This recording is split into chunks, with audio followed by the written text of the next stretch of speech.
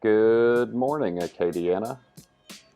You have tuned in to Local News Live here on AOC Community Media, a public service brought to you by AOC Community Media in partnership with The Advocate. You're hearing us on AOC 1, you're hearing us on Cypress Street Radio, and you may be hearing us on YouTube. And as always, we are glad to have with us today our volunteer newsreader, Bruce Cohen. Bruce, are you there? I am here and ready and willing to read the news. Excellent. Thank you so much, Bruce, for volunteering to read the news this morning and other mornings. And I hope you're doing well this morning and you're gearing up for, a nice weekend. It looks like some nice weather out here. It does, and the same right back at you. I hope everything is going well at the Roberts household. And we can begin the news broadcast. There is a guest reader that's going to join me in a few moments. Actually, my son, Taylor Cohen, Excellent. he's going to join me this morning. I'm going to read the first couple of stories, and then he's going to chime in after he gets his belly full of breakfast. Yeah, I love it. Well, welcome to the news team, Taylor. And Bruce, I'm going to let you take it away. Go listen on Cypress Street. Thanks, buddy.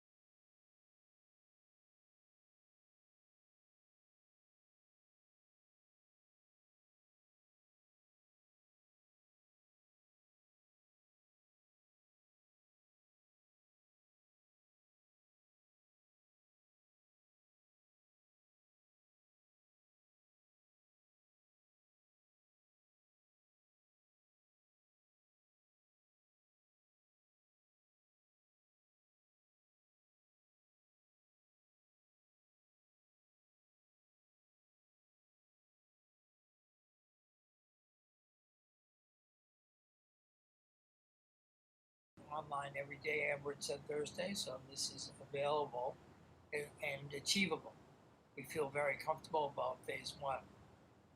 Testing is considered by health experts to be one of the most important facets of reopening state economies, which is starting to take place at various speeds because states need the ability to closely track new infections and track down the people those infected who have come in contact with.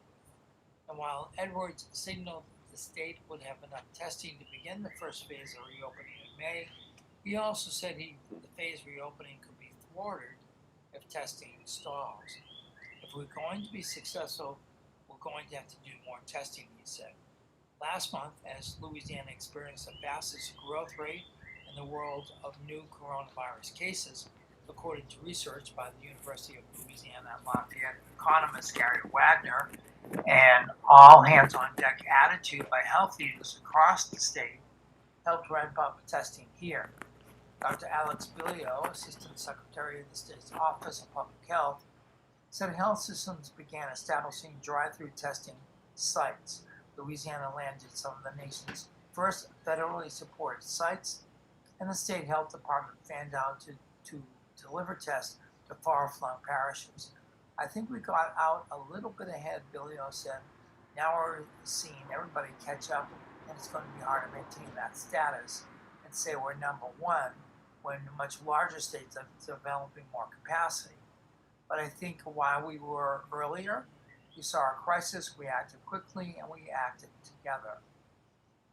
The Department of Health on Sunday temporarily stopped reporting the number of completed commercial tests so officials could do a review of the data.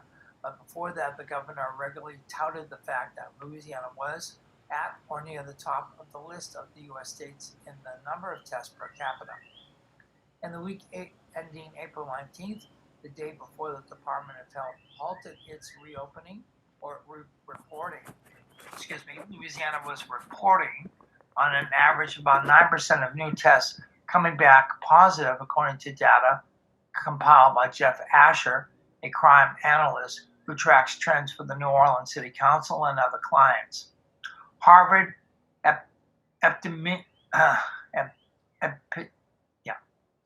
Harvard epidemiologist William Hanage, that's a tough one, folks, identified 10% as a rough threshold that indicates the state is getting a decent picture of its infected population. Though he told NPR, the lower the number is, the better off a state or country would be. The 9% figure in Louisiana represents a dramatic improvement from the early days of the outbreak in the state. For the week ending March 19th, for instance, the state averaged a roughly 40% positive clip of cases compared to cases according to Asher. That was just before the state began reporting commercial tests, which comprised the vast majority of Louisiana's testing. Before that, the only testing being reported here was done at the state-run lab in Baton Rouge, which as of Thursday had completed 6,779 tests, while commercial labs had done 135,079 as of Sunday. Testing results have been complicated by backlogs at national labs, which have often taken a week or longer to verify results and report them to the state. Now, Louisiana officials are looking to boost in-state capacity to avoid that issue and get results faster, which will be important as the state keeps close watch on Louisiana's case count amid the reopening. An inexhaustive list provided by the Department of Health shows at least 80 labs, most of them in-state, are doing coronavirus testing, though the labs vary greatly in their capacity. Although the minimum number of tests needed per month to start reopening is around 140,000, officials say they are hoping to get to 200,000 a month. The state has at least 93 testing sites up and running, according to Health Department data.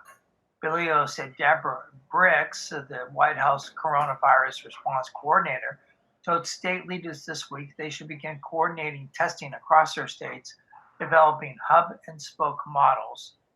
Louisiana has been working on that type of arrangement for weeks, Bilio said. Now, it's all about how we can get access to the supplies, Bilio said. Things like testing swabs, viral transport media, and reagents may become a hindrance on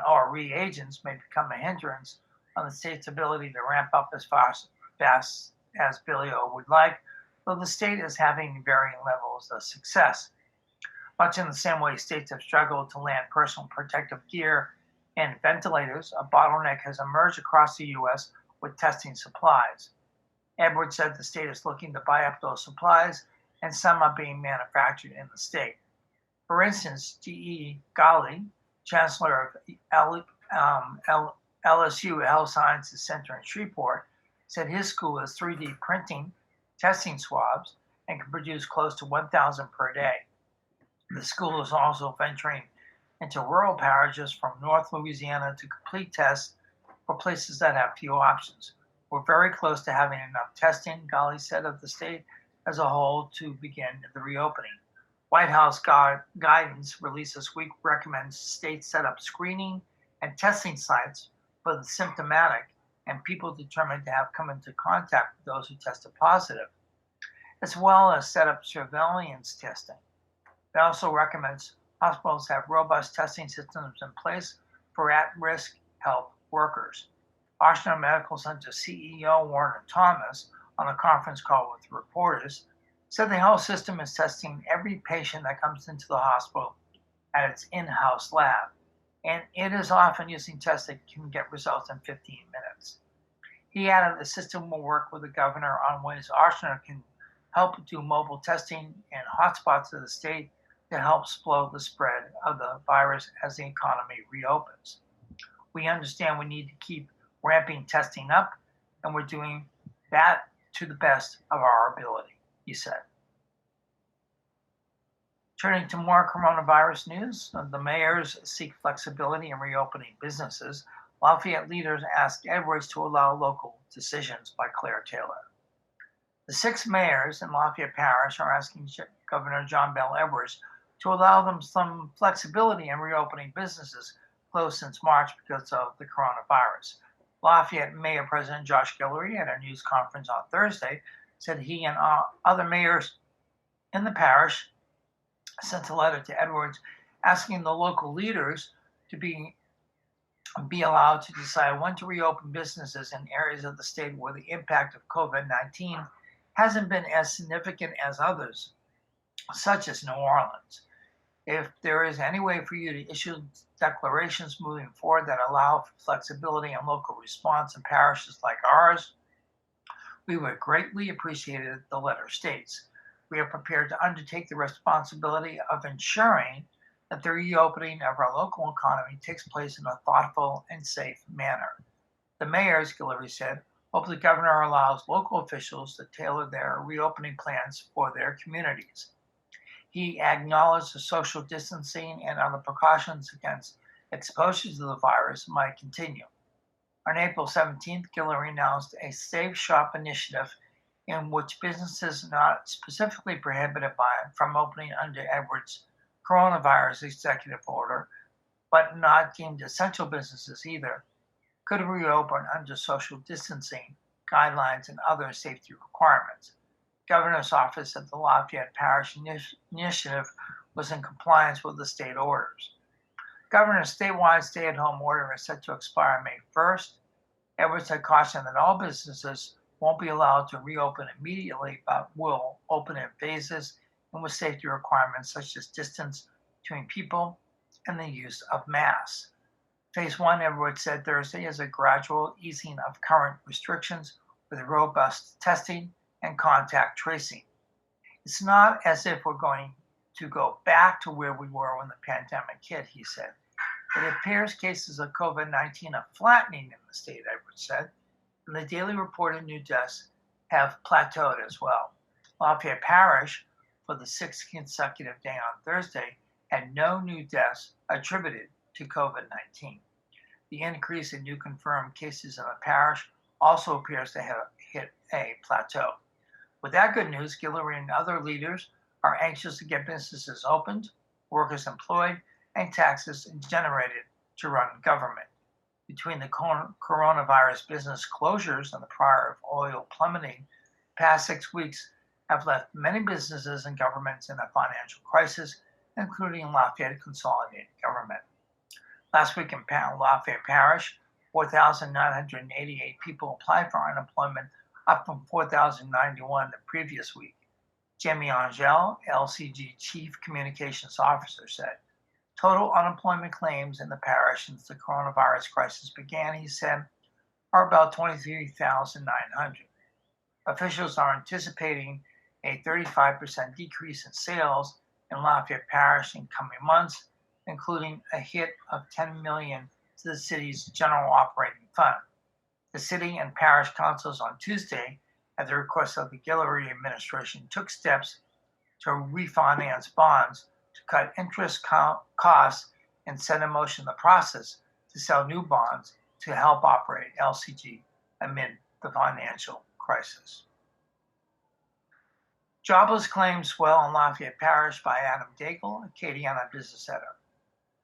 The number of unemployment claims in Lafayette Parish and statewide swelled significantly last week, as I mentioned in the previous article, as the region contends with coronavirus-related shutdowns and the struggling oil market.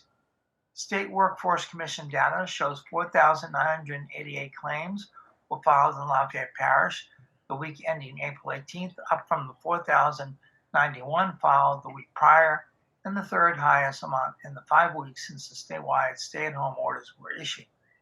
Statewide numbers jumped from 92,039 last week, which was up from the 79,828 the week prior, and only 3 parishes reported a drop in claims filed last week.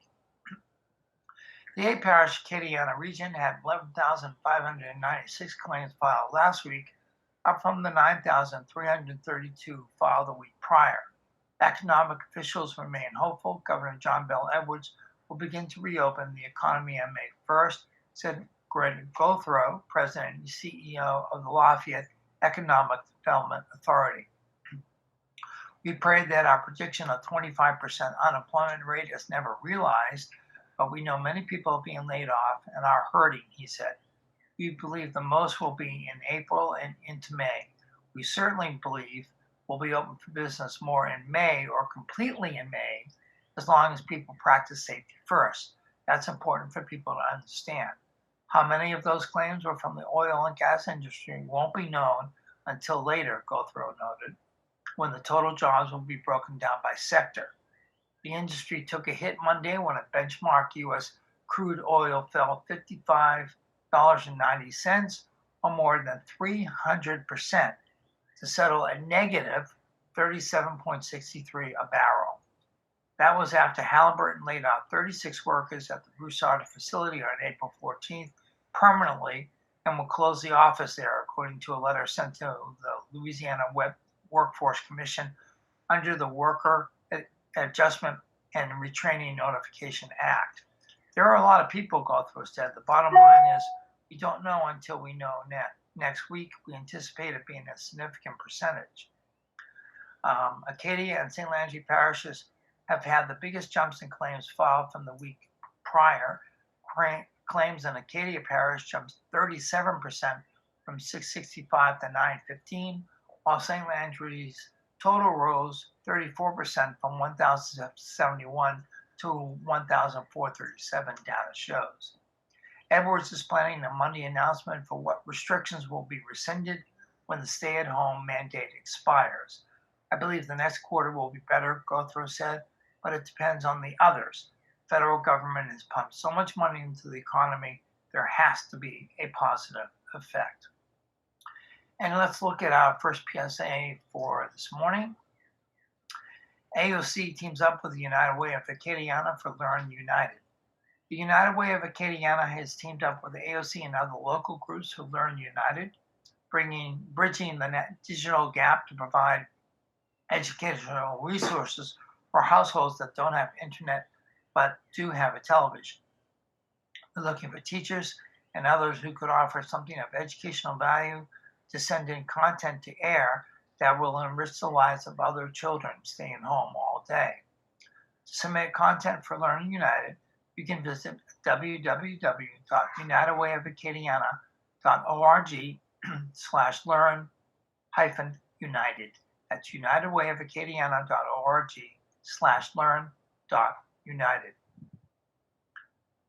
If you are looking for information about COVID and keeping calm through this crisis, if you're feeling overwhelmed with stress, fear, and anxiety, about the uncertainty surrounding the public health emergency, there is a special Keeping Calm Through COVID hotline you can call. This connects you to trained, compassionate counselors who can offer support and who can direct you to mental health and substance abuse counseling services.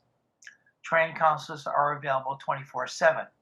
All calls are confidential. Please call 1-866-310-7977. That's 866-310-7977. For Medicaid resources, if you've lost your job or you have reduced hours, you may be eligible for Medicaid. You can apply online at mymedicaid.la.gov. You can also apply by phone by calling 1-888-342-6207 or by mail by sending information to Louisiana Medicaid, PO Box 91283, Baton Rouge, LA 70821. Local Medicaid offices are currently closed to the public. If additional assistance is needed, again, you can call 1-888-342-6207.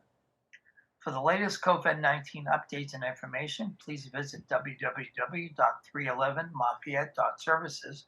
Call centers with volunteers and medical professionals are active 24/7 to answer your questions about COVID-19 and determine if you need to get screened.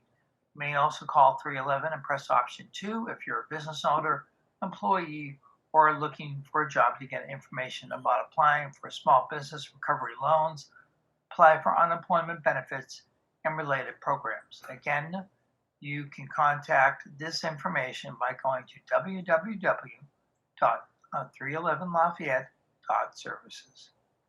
Getting back to the news, do we have our first guest reader this morning? Yes. Okay, let me introduce you to my son, Taylor Cohen, who is going to read the, read about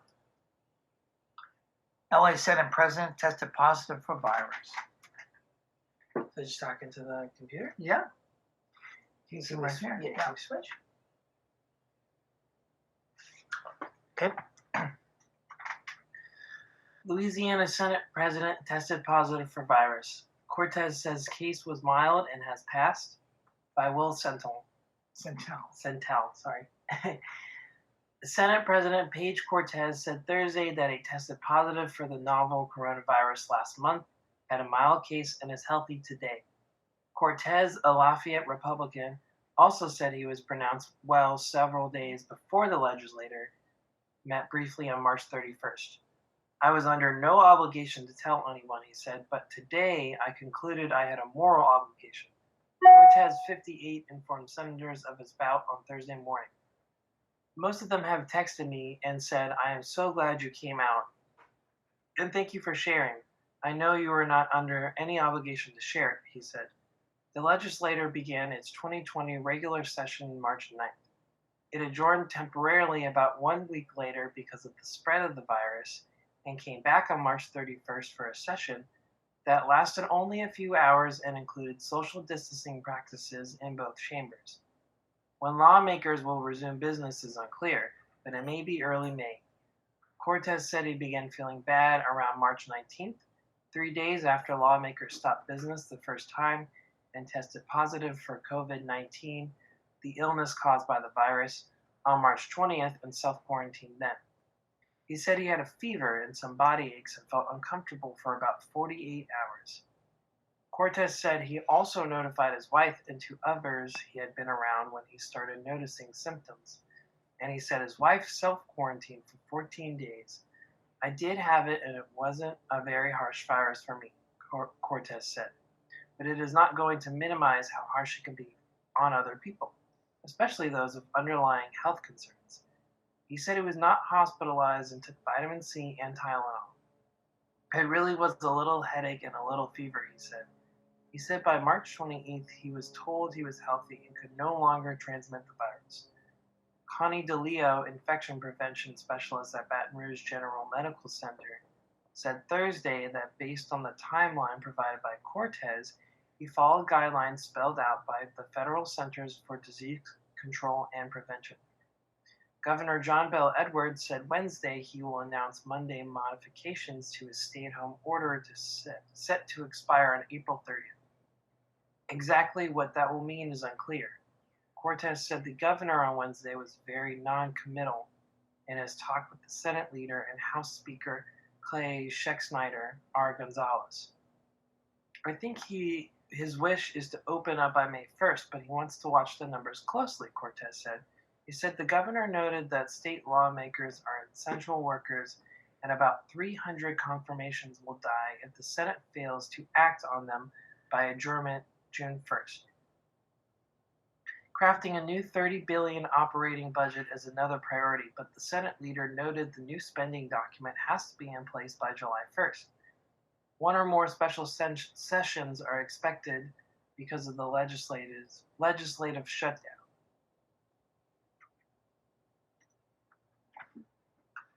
Thank you, Taylor. And we'll be going back and forth between the stories. Thank you, Taylor. You're welcome. That was very good.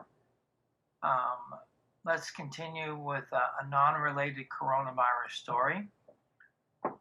Sentencing for church arsonists pushed to July by Katie Gagliano. Federal sentencing hearing for Holden Matthews, the confessed arsonist who burned down 3 historically black St. Landry churches in March and April of 2019, has been delayed to July 30th. The hearing date was originally set for May 22nd, but was pushed back to 10 a.m. July 30th before Judge Robert R. Summerhays. The decision to delay was issued by Summerhays on April 16th. Other U.S. District Court of the Western District of Louisiana proceedings have been continued to later dates because of the novel coronavirus pandemic.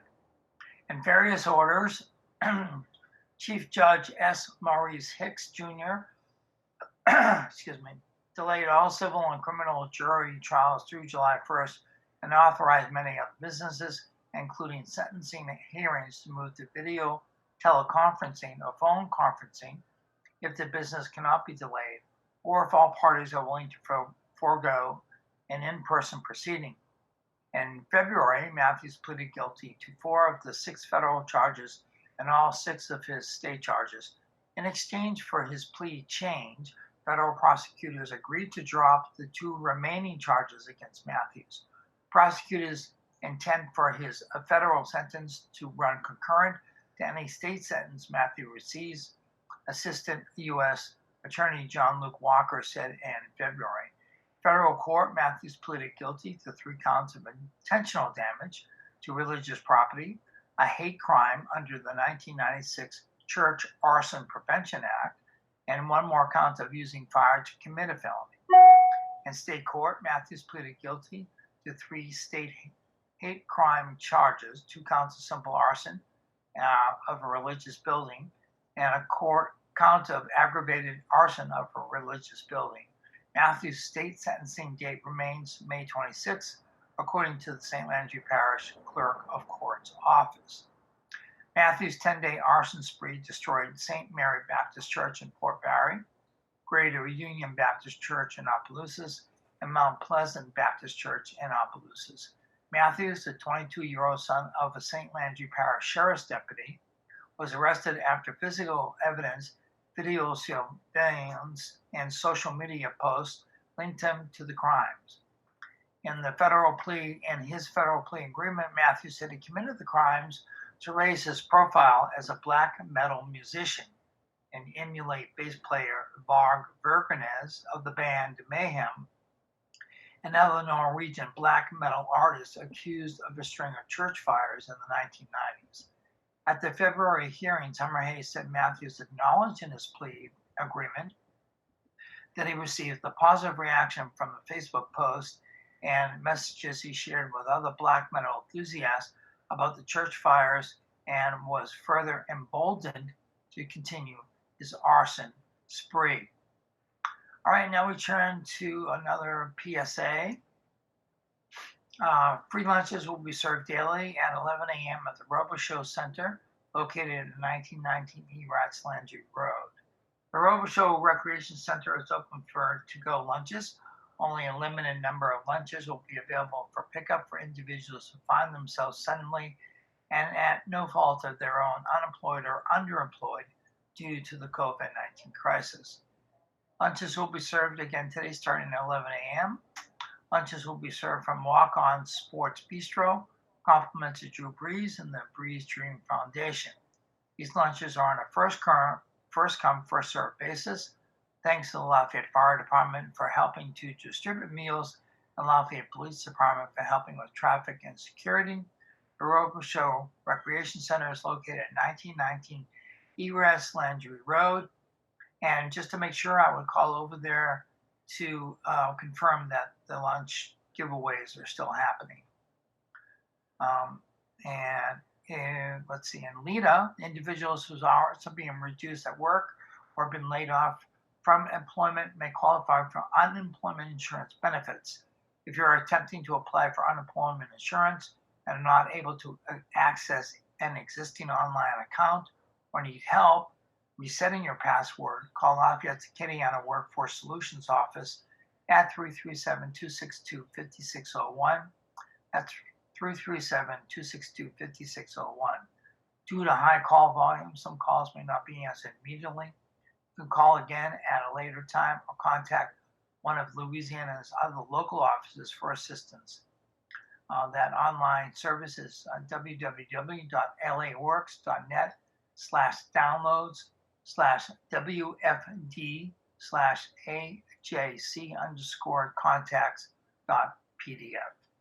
In addition to unemployment insurance benefits, Individuals looking for supplemental income can consider local employment opportunities with businesses who are seeking temporary, part-time, and full-time workers by visiting the COVID-19 Help Wanted resource page at lafayette.org/helpwanted, or Leaders, a virtual job fair page with local businesses seeking to hire local candidates for full-time employment opportunities at www.lafayette.org/jobs.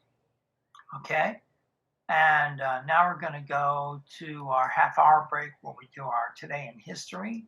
So, Taylor, would you like to take over? Sure. We do Today in History. All right. Today in History by the Associated Press. Sorry. Today is Friday, April 24th, the 115th day of 2020. There are 251 days left in the year. Today's highlight in history. On April 24th, 1877, federal troops were ordered out of New Orleans, ending the North's post-Civil War rule in the South. On this date, in 1800, Congress approved a bill establishing the Library of Congress. In 1915, in what's considered the start of the Armenian Genocide, the Ottoman Empire began rounding up Armenian political and cultural leaders in Constantinople. In 1961, in the wake of the failed Bay of Pigs invasion of Cuba, the White House issued a statement saying that President John F. Kennedy bears sole responsibility for the events of the past few days. In 1980, the United States launched an unsuccessful attempt to free the American hostages in Iran, a mission that resulted in the deaths of 8 U.S. servicemen. In 1995, the final bomb linked to the Unabomber exploded inside the Sacramento, California offices of a lobbying group for the wood products industry, killing chief lobbyist Gilbert B. Murray. Theodore Kaczynski was later sentenced to 4 lifetimes in prison for a series of bombings that killed 3 men and injured 29 others. In 2009, Mexico shut down schools, museums, libraries, and state-run theaters across its overcrowded capital in hopes of containing a deadly swine flu outbreak. In 2013, in Bangladesh, a shoddily constructed 8-story commercial building housing garment factories collapsed, killing more than 1,100 people. 10 years ago, the policy-setting panel of the International Monetary Fund with a nervous eye on Greece pledged during a meeting in Washington to address the risk posed to the global recovery from high government debt. 5 years ago, President Barack Obama marked the 10th anniversary of the Office of the Director of National Intelligence, praising the nation's spying operations as the most capable in the world. 1 year ago, avowed racist John William King was executed in Texas for the 1998 slaying of James Byrd Jr., who was chained to the back of a truck and dragged along a road outside Jasper, Texas. Prosecutors said Byrd was targeted because he was black. Okay, now when we do the birthdays, you don't have to do all of them. You can just do because it's a bunch. You? You Okay. can do the ones that maybe that you're familiar with. Well, okay. I probably don't know. Oh, no, okay. All right. Today's birthdays, we're just going to do a few. Movie director, producer Richard Donner is 90. Actress Shirley MacLaine is 86. Barbra Streisand. Actress, singer, director Barbra Streisand is 78. Former Chicago Mayor Richard M. Daley is 78. Country singer Richard Sturbin, the Oak Ridge Boys, is 77. Keep going. Let's see. Rock musician Doug Clifford from CCR, Creedence Clearwater Revival, 75. Let's see. Actor, comedian Cedric the Entertainer is 56. Actor Rory McCain is 51. Latin pop singer Alejandro Fernandez is 49. And actor Austin Nichols is 40. You can read the thought for today. The thought for today: I feel proud to be living in a country where people are not afraid to laugh at themselves and where political satire is tolerated by the government, if not the television network. Quote by Pat Paulson, American comedian, born 1927, died this date in 1997. You want to read the zodiac? Yeah. You want to read all of them? Yeah. Okay. All right. The zodiac. Taurus, April 20th to May 20th. Take control and turn an idea into something concrete. Channel your energy into something productive instead of arguing with someone who won't budge. Take care of your responsibilities before doing anything else. Gemini, May 21st to June 20th. Don't trust someone to be straight with you. Be direct about your feelings and expectations. Walk away from unhealthy situations. Focus on personal growth. Cancer, June 21st to July 22nd. Help others, but don't let anyone take you for granted. Attend a reunion or reconnect with an old friend. Take advantage of an opportunity, even if it means making a lifestyle adjustment. Leo, July 23rd to August 22nd. Promote the services you have to offer. You'll make an impression on someone who can provide you with support and excellent suggestions. Don't let an emotional incident slow you down. Virgo, August 23rd to September 22nd. So that's you. Make a change that will give you freedom to explore new possibilities. Make a transformation at home that will provide you with the space you need to pursue your dream. Libra, September 23rd to October 23rd. Express your concerns and lay down rules. Refuse to let anyone walk all over you. Aim to improve your relationships by striving for equality. Romance is encouraged. Scorpio, October 24th to November 22nd. An unfamiliar place will spark your curiosity and inspire you to try something new. Check out real estate for investment that will push you to make a move. Sagittarius, November 23rd to December 21st. Do something constructive and don't stop until you make progress. Don't neglect the problem that's hanging over you. Altering your lifestyle may be required to make things better. Capricorn, December 22nd to January 19th. Get together with people you don't see often. Revisit an old idea as it may inspire you. Make choices that will contribute to your happiness. Aquarius, January 20th to February 19th. Read the fine print. Take charge by saying no to temptation and rejecting plans that put you at a disadvantage. Be observant and get the facts and figures before you promise to do something. Pisces, February 20th to March 20th. Make sure to be fully prepared before revealing your intentions. Honesty and fair play will make a difference. If you're willing to compromise, everyone else will be as well. Aries, March 21st to April 19th. If you speak from the heart, you will get a good response. Someone close to you will offer insight into your options that will help you make an adjustment and come to a decision. The horoscope and entertainment feature is not based on scientific fact. Thank you, Taylor. You're welcome. Thank you for that. He read that very well, didn't he, folks? But he's not leaving. He's going to stay right by my side here. And we have some. Okay. Okay. Well, my son Taylor decided that he wanted to read a little bit this morning to get used to it. He's going to say goodbye, Taylor. Goodbye, Taylor. So I'm going to continue from here on in. Goodbye, everybody. Okay. Thank you, Taylor. You're welcome. So this is the usual week of Festival International and of Festival Day International. But considering that it's obviously been canceled, the live portion of it, the virtual festival is definitely on and happening.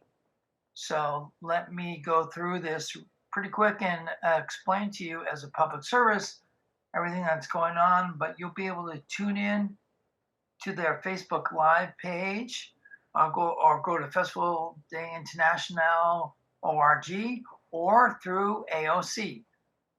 All those three virtual outlets or computer outlets or technology outlets will allow you to virtually watch new performances plus watch archived performances as well. AOC has been recording the Festival International for years and have a million archival concerts that they will also post throughout, starting today and throughout the rest of the weekend. So let's get to the full Virtual Festival International lineup. At-home performances, archival footage should be broadcast by Megan Wyatt. Virtual version of Festival International de Louisiana might just be the thing Acadiana needs after weeks of quarantine with little else to do other than watch the novel coronavirus claim lies and take care of the economic stability. At its core, Lafayette's largest annual event is about reviving the community spirits and economy during a difficult time. Festival International's inaugural event in 1987 brought hope to a struggling community in the wake of the oil bust of the 80s. This weekend's virtual festival will be different for sure, but it could serve as a vibrant reminder of everything Festival International stands for. Here's an idea of what this weekend will look like. Here's the lineup. A number of bands and musicians originally scheduled to perform during the downtown event this year have recorded performances for their homes, studios, and other locations during the quarantine. Here's a list of those participating. We have Aries, Brother Deej, Burke, Steve, and Dulcie Riley, Chloe Barrault, Dave Puchaz, Del Gris, Eric Dion, Foufle, Francisco El Hombre, Jacques Serret, Jelly Toast, Julian Primo, Lila Macala, Lone Pignon, Major Handy, Natu Camara, Nathan and the Zydeco Chachas, Pierre Donneray, Radio, Ram or RAM, Sink Kane, Soul Creole, Spontanique, TK Busco, and T-Monde. I hope I didn't butcher too many of those. Performances by the artists will be aired on the Festival International de Louisiana Facebook page from 7 p.m. to 9 p.m. this evening, 5 p.m. to 8 p.m. tomorrow, Saturday, and 4 p.m. to 6 p.m. on Sunday. The archives lineup. As part of the virtual festival experience, you can watch highlights from previous years of Festival International. Here's the lineup from the archives. Angeline Kijo, Balkan Beatbox, Sue Kwe Machin de Bois, Charles Bradley, Chigona, Gugu Drums from Shanghai, Givers, a local band, with special guest Tom Tom Club, Macumba and Dickie Landry, The Wailers, which was the band that Bob Marley played with for many years, Greg Martinez, Gigi Shin, TK Hewlin, Las Cafeteras, Lisa LeBlanc from Canada, one of my favorites, she's fantastic, Mark Broussard, March 4th, Pneumatic Massive, Rachi Taha, Red Barat, and Roddy Romero. Performances will be aired on the AOC Community Media in the hours leading up to the virtual show each evening, so you can tune into AOC from 4 p.m. to 6:30 p.m. today, 2 p.m. to 4:30 p.m. tomorrow, Saturday, and 1 to 3:30 p.m. on Sunday. This is prior to the actual virtual local, virtual performances that are appearing for the first time this year. The food and drink lineup. So it's hard to imagine Festival International or any other Louisiana festival for that matter without the food. Here are the official food vendors offering curbside pickup and or delivery this weekend. Bon Creole Seafood, Bread and Circus Provisions, Brodus Burger, Kona Ice of Karen Crow, Bezos Seafood Steakhouse and Oyster Bar, The Ice Shack, Manio's Restaurant, Mendez's Seafood Bar and Grill, Norbert's Restaurant, Pentagon Latin Cuisine, Poke Go, Poor Boys Riverside Inn, Poseidon's Creek Restaurant, Poupart Bakery, Tangerine maybe Kitchen, Dockery Supreme. And there are a number of other restaurants downtown across Lafayette that plan to offer festival specials this weekend. A few of them include Dwight's Restaurant, Pop's Po' Boys, Pamplona Tapas Bar, Rev Coffee Roasters, and Tsunami. You can also pick up Festival Punch by the cup or gallon, along with Tito's Lemonade and other options at Cafe 20.3 and Legends locations throughout the Lafayette area. Bonus, you'll also get the 2020 Festival International cups with your purchase. So I'm sure they have Facebook pages and websites. Please go there to check out all the information. For Lagniappe, the Festival 5K, which typically takes place downtown on Saturday morning during the festival, will instead happen virtually in many places at many times this weekend. Participants are encouraged to wear their favorite festival shirt, create their own personal route, and listen to upbeat tracks from their favorite festival artists during the race and share their experience on social media using the hashtag #IRunForFestival. Registration is open for walkers, runners, and bikers at festivalinternational.org/virtual5K. Festival International's success is heavily reliant on alcohol and merchandise sales. Without a physical event, the nonprofit will struggle to stay afloat in the months or even years ahead, officials said. Those with the financial means are encouraged to support Festival International via the Guardian Angels Fund through the Community Foundation of Acadiana. You can also support the festival by purchasing official merchandise through the organization's website. Here are a few pro tips for making the most of this year's virtual event. Put on your best dress and hat. Register for the virtual 5K. Get creative and decorate your house or stew. Those who have Festival International flags, fly them proudly. Try out a new recipe from another culture or grab a to-go dish from one of the festival's food vendors that will be open. Shop the Festival Art Market. A link to all the Festival March artists' websites will be provided on the festival website. That's festivalinternational.louisiana.org or festivalinternational.org. Swing by the virtual festival cocktail shops, multiple Legends locations, and Cafe 20.3 to get your festival punch. 3 souvenir cups come with punch purchases, and a portion of the proceeds will help support Festival International. Pins, posters, and flags will be available to purchase at these stops, or you can snag yours online. You can also get your virtual lineup shirt in the online store. So visit festivalinternational, all one word, .org for details about artists, vendors, schedule, and how to participate in the virtual event. And please, please, please, if you're a Lafayette or a Acadiana resident, or even if you're from international, because this is an international festival where people from all over the world come every year to participate in the largest free Francophone festival in the world.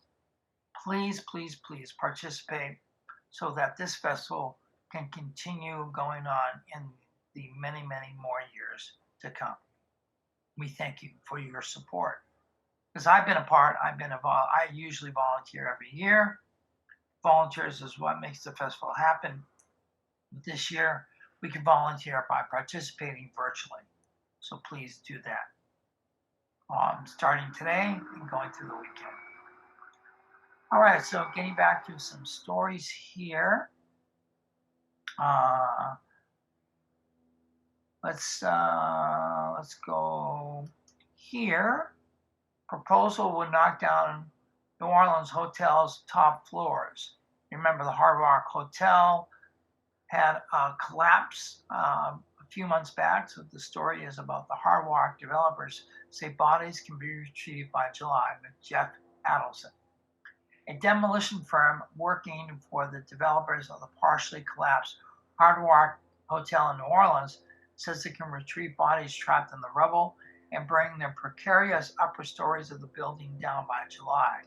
The proposal, which was discussed during a court hearing on Thursday, would involve using cranes to take apart the wreckage that remains on the upper floors of the 18-story building at Rampart and Canal Streets.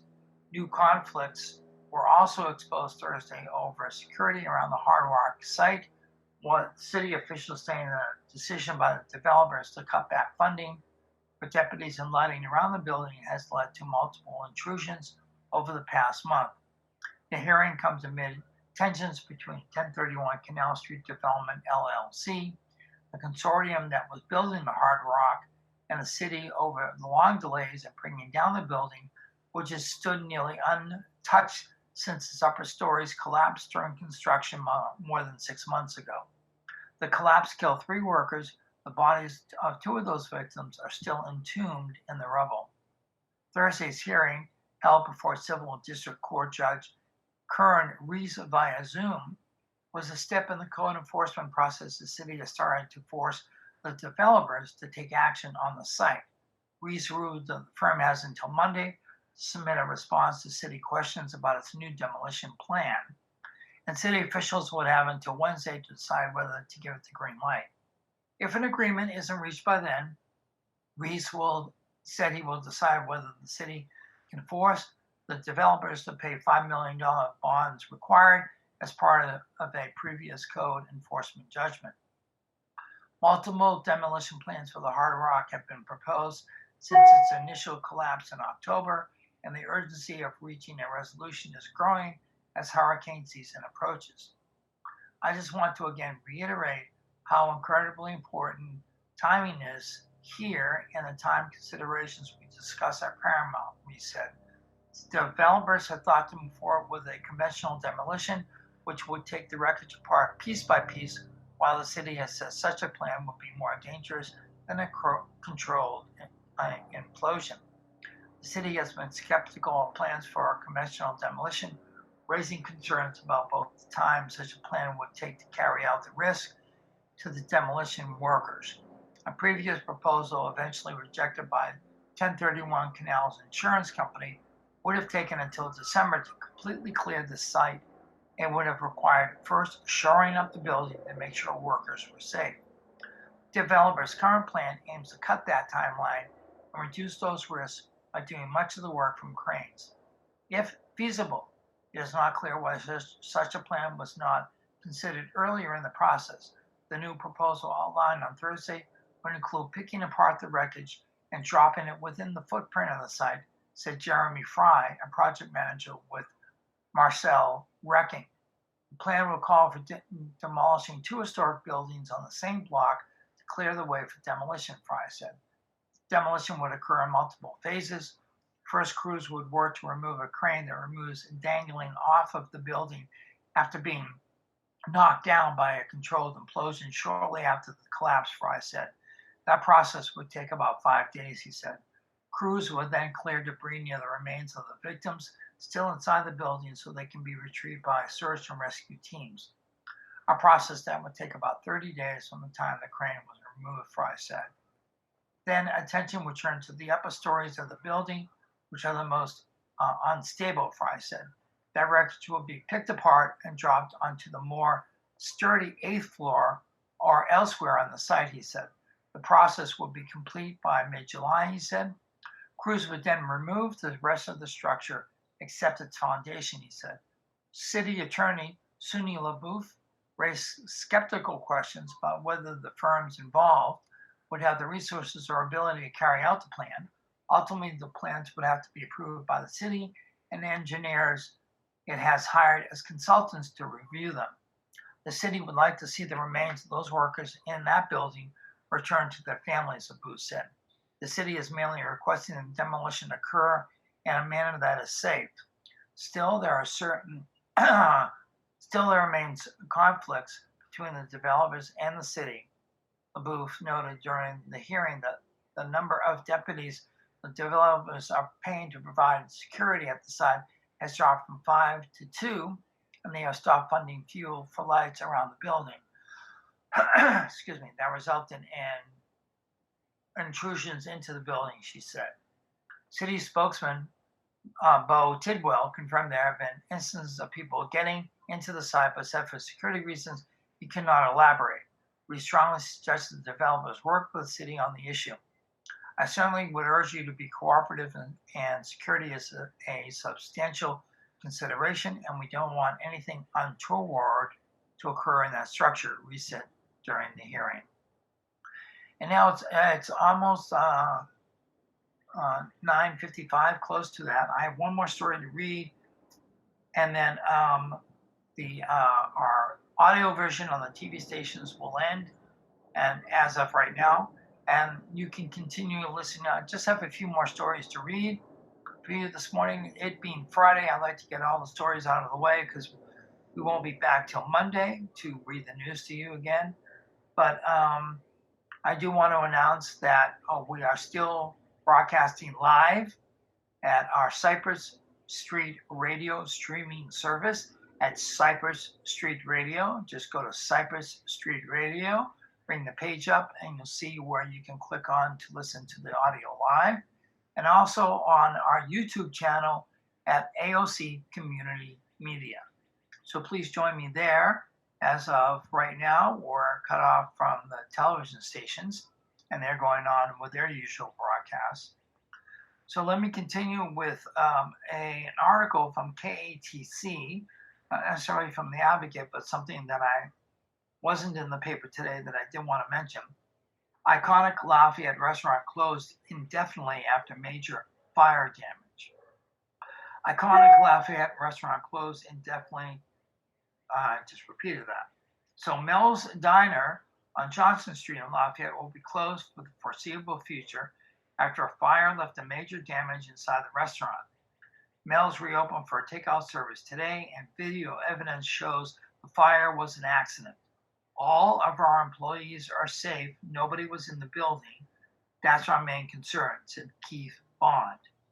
Thankful that no one was injured, Mel's Diner Vice President Keith Bond says he was devastated when he got the phone call that their Lafayette location was on fire. This was our day one to go back, gradually ease back into go-tos with hopefully with the governor lifting the May 1st order so we can get back and do dine-in service, and apparently it's going to be postponed for a while, said Bond. Mel's closed Thursday at 2 o'clock. The last employee left the building about an hour before the first 9/11 calls came in at 5:39 p.m.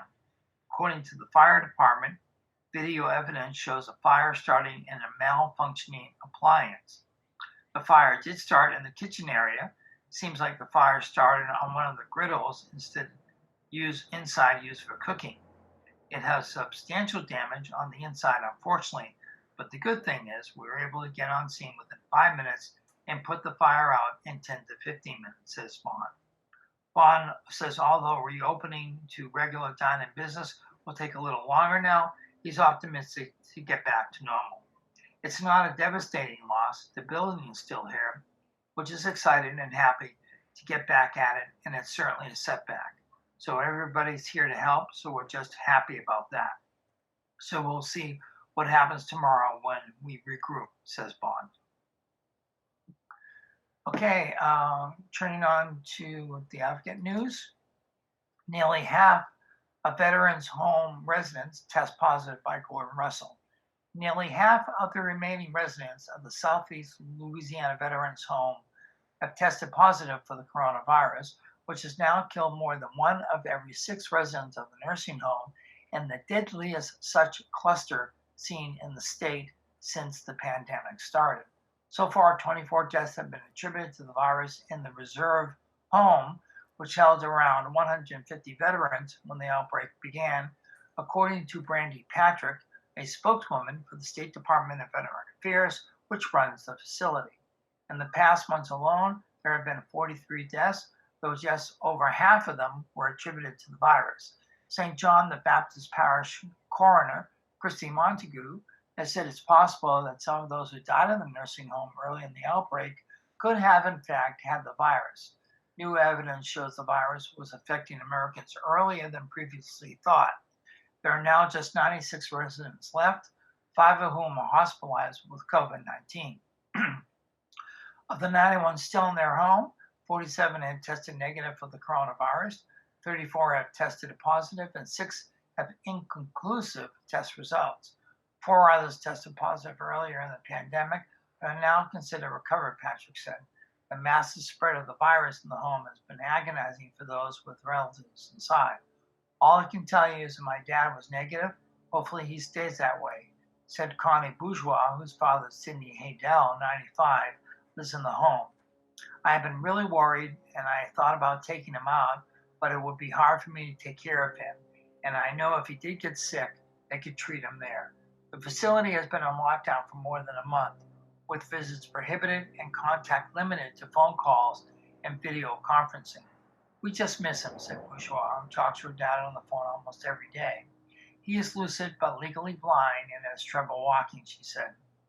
Haydell served as a medic in World War II, taking a bullet to the head in France while tending to a wounded soldier, an injury that left him in a coma for roughly a month. After recovering, he came home to St. Charles Parish and worked his entire adult life at the Shell refinery in Norco, Bourgeois said. As the death toll at the home has mounted, department officials announced last week they would test everyone in the home regardless of their symptoms. The new protocol was recommended by the home's medical director after additional COVID-19 testing was made available to our home by the State Office of Public Health and St. James Hospital, officials have said. It's unclear whether officials wanted to conduct more widespread testing earlier in the pandemic. Patrick said staffers are retesting all residents who tested negative or inconclusive of the coronavirus as a precaution. Patrick said the facility is not requiring all employees to be tested. A decision, she said, is in keeping with state and federal guidelines.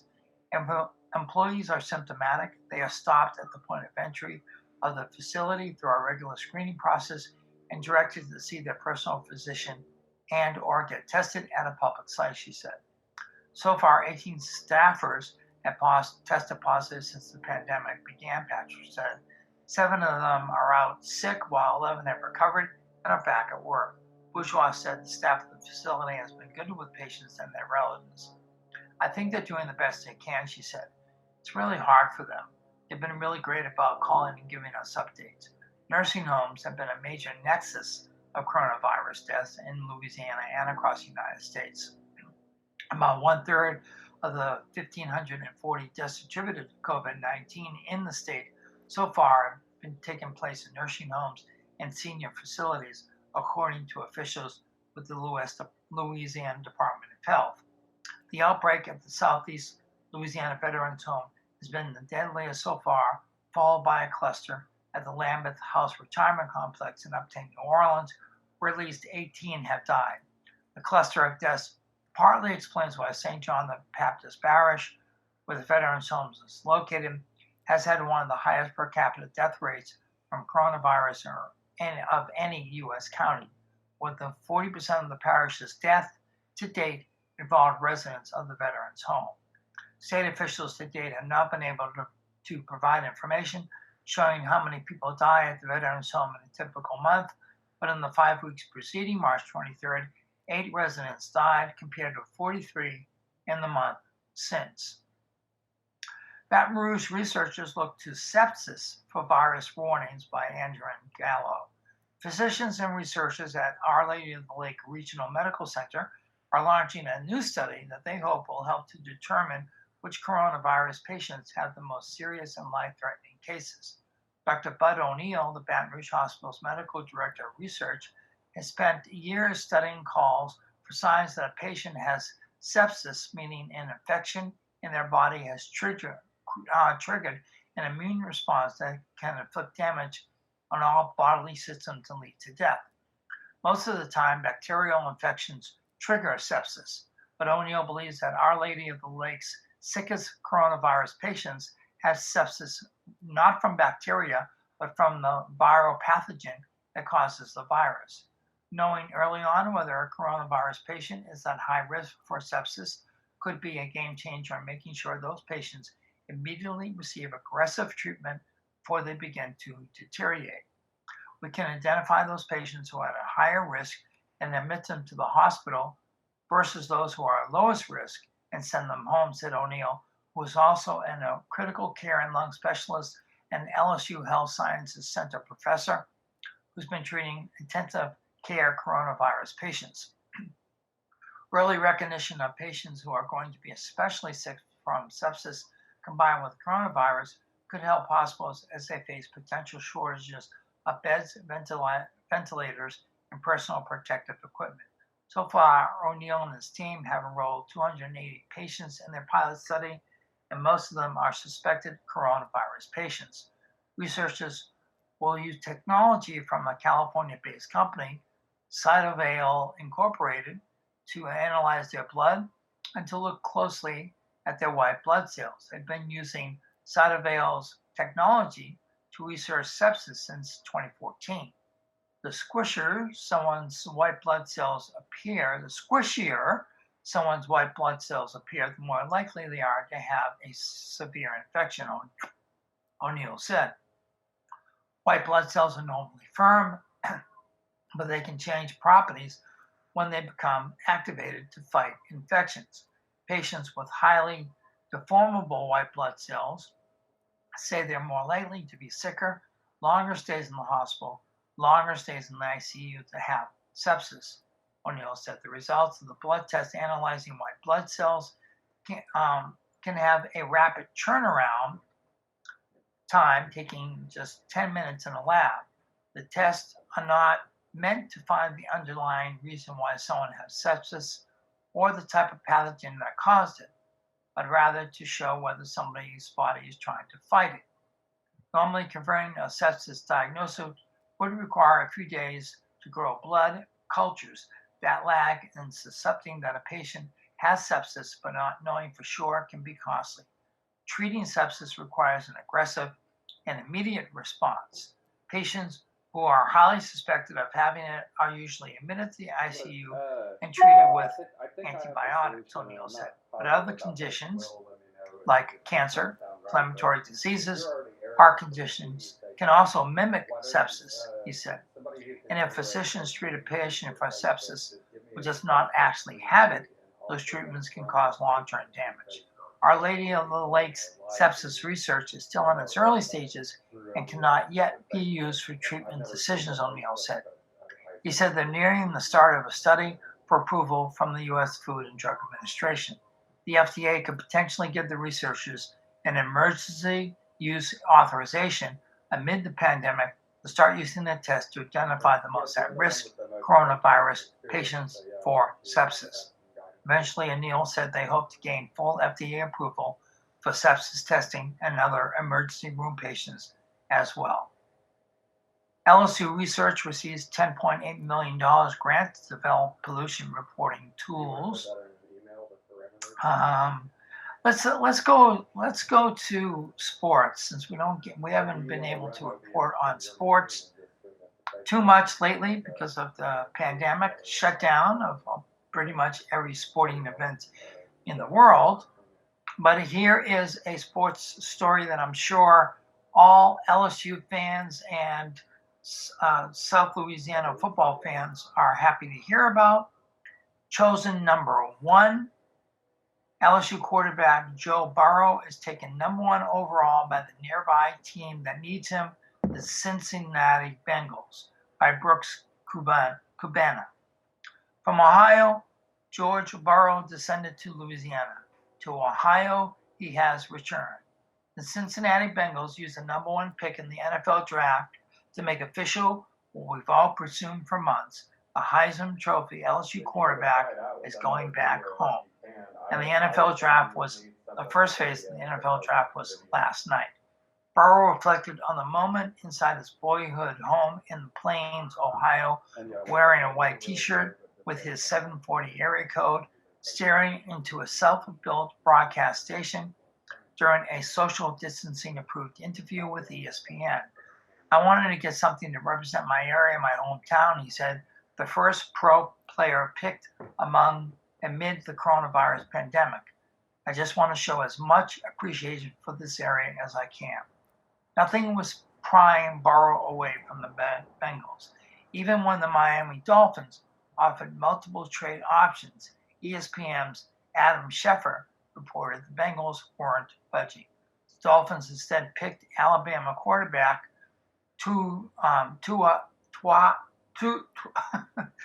you know who it is, the Alabama quarterback, Tua Tagovailoa at number 5. The Bengals are scheduled to play in Miami in 2020, so long as the season unfolds as planned. Cincinnati owner Mike Brown sent Burrow a letter Wednesday, officially welcoming him to the franchise, saying he was looking forward to building championship football teams for many years to come. Louisianans might say goodbye or au revoir, and perhaps on revoir. How does the state say goodbye to a man who made the LSU Tigers a national champion again? No worries, Cher. Player who advocated for collegiate conversation is about to receive his award. A projected contract value, according to Sportrack, of $37 million. That's right, $37,166,330. Such a fortune shrouds the $100,000 deal Billy Cannon signed with the Houston Oilers as the AFL's number one pick in 1960. It still wouldn't breach that $68 million deal Jamarcus Russell signed as the Oakland Raiders' number one choice in 2007, back before the rookie salary scale was knocked down in the 2011 collective bargaining agreement. Oh yes, LSU third number one overall draft pick in history will be paid grandly. But typing Russell's name evokes a warning. With great wealth comes great accountability. Russell was out of the NFL after 3 years and a 7-18 record as a starter in Oakland. Even the late Billy Cannon, a three-time AFL champion and two-time All-Pro, still faced criticism that he hadn't lived up to his legendary name. The Heisman brings the prestige, said Bunny Cannon, Billy's daughter. The number one draft pick that brings money and that opens up a whole new can of worms. Bengals fans are expecting a hometown hero, an Athens High graduate who nearly won a state title in 2015 after attending Ohio State, transferred to LSU, and broke records and earned the Heisman and won the program's fourth national championship to lift their franchise to its former glory. If a small college town like Athens turned into a purple and gold province of a southern state for Burrow's LSU career, just think what Ohio will be like when the son returns home. He's going to have such a huge fan base just because Ohio people love football, said Sakaya Salzman, Burrow's close friend and a high school teammate. People will all definitely rally behind him. Just look at the way they all became LSU fans. This is Ohio State world. They're selling LSU shirts in the local Walmart because of him. Hope won't be enough. Cincinnati might be apathetic to the notion at this point. Burrows is the fifth quarterback the Bengals have selected in the past decade. Ryan Finley, 4th round 2019, Logan Woodside, 7th round 2018, A.J. McCarron, 5th round 2014, and Andy Dalton, 2nd round 2011. Dalton was nearly a franchise quarterback, leading the Bengals to 4 straight wild card rounds from 2011 to 2014 before he fractured his thumb in 2015 after a 10-3 start. Now, after recording a 20-35 record in the past 4 seasons, it appears Dalton's time is over. Well, boy, Cincy fans are used to first-round exits. Think an 8-year losing streak by Alabama was long. The Bengals haven't won a playoff game since 1991. No first-round quarterback taken since has been able to change that. Not Houston's Dave Klinger, number 6 overall in 1992, and his .420 record in 3 seasons. Not Oregon's Akili Smith, number 3 overall in 1999, and his .314 record in 4 seasons.